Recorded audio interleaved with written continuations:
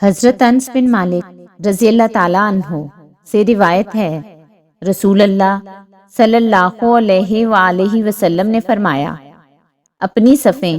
درست کرو، کیونکہ صفیں درست کرنا نماز کی تکمیل میں شامل ہے۔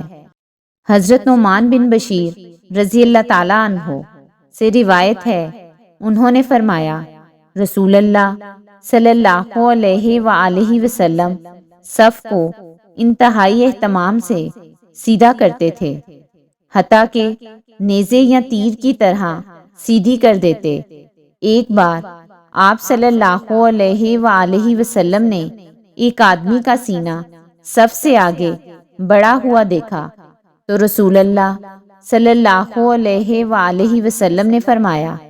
اپنی صفیں سیدھی کرو، ورنہ اللہ تعالیٰ ضرور تمہارے درمیان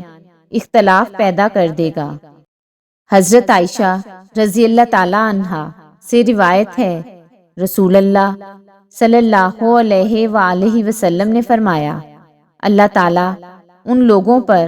رحمت نازل کرتا ہے اور فرشتے